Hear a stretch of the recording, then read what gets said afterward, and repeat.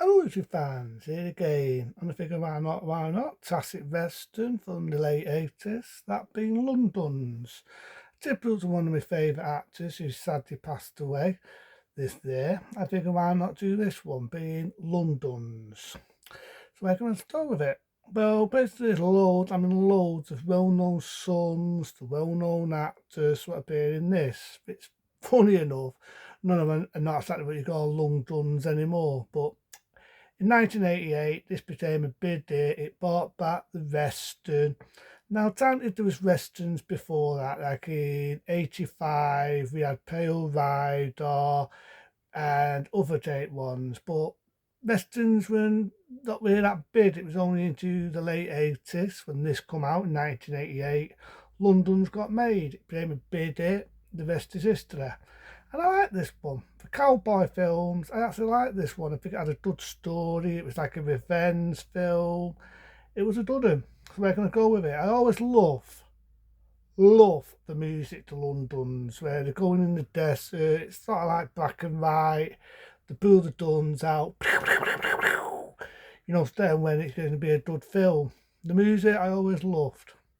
I'm not really a lover of London's too, because everything what these characters go through in this one was done for nothing. It was done for fucking nothing. The only thing I think I'd go in for it was a song that was by Bombi Joel there.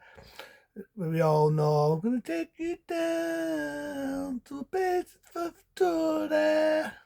That song is the only thing I felt I'd go in for it, because the rest of it, the characters, what you love in this one, two of them get fucking killed. It leaves you thinking, what about Billy the Kid's character, what his fate is, so as you know he ain't dead, but he's a 100-odd-year-old fucking godsaw. But this one, I actually like this one. I liked it. Like I say, I like the opening, I like everything. And the actor, I can't pronounce his name right, rubbish with names, Stephen Stamp, I think his name's that. We remember him in Superman, the movie, Superman 2, as the villain Solo. We all know he sadly passed away this year, what sucks. And so it's that hard one but being able to watch, because his fate as the character in this is not a good fate.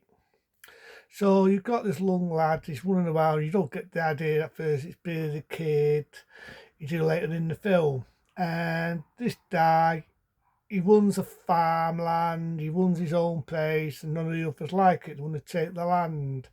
So you've got Jack Palance, another actor who's sadly no longer with us, as the main villain.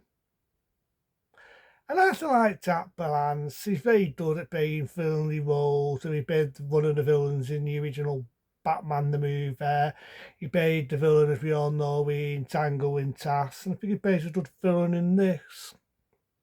So he's trying to take this guy's land off him. We all know him, Stephen Stamp. He's not going to move. He's not going to budge. The celebrating, I think, at the time, New Year.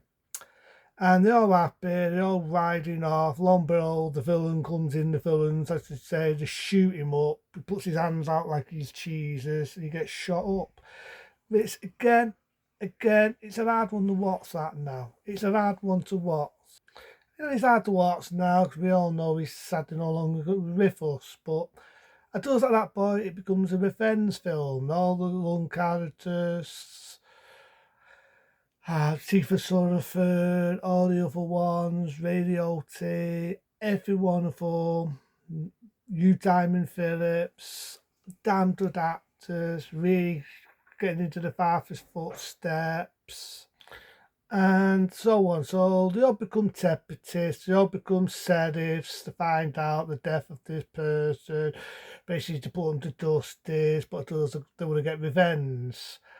I love the bit where they all shoot one by one.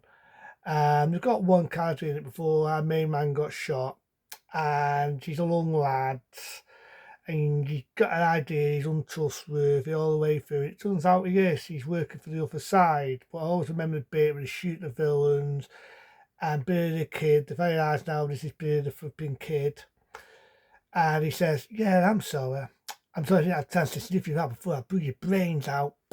Shoots him in the head, classic scene. And there's a bit in it where he's shooting all the people. The bit where he meets one of the characters, he shoots him in the back, and he says that line, "You raped this country, you raped it." Date scene, gets his photo done, and because they've been shooting the people instead of bringing them to justice, they've got no option but to take away the badges. And I always forget one of the characters in this, Slumber Old, is the stepfather. One they have to do the original stepfather. He's actually in this, I always forget that. And like I say, the young lad falling for one of the girls. She's a prostitute, I get it. But he's falling for her. I think her name is called Tina.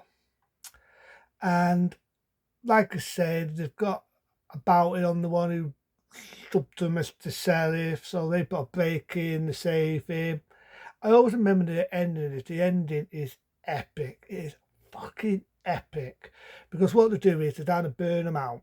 And I always remember the scene where Billy the Kid says, "Hey, I believe you got someone called," I can't remember his name now, is it Billy or Mike? Oh, to say Mike. Got someone called Mike. Yeah, that's right. But guess what? Shoots him in the head. You ain't got Mike no more. So that's some funny bits in it. You can definitely see that you're having a ball.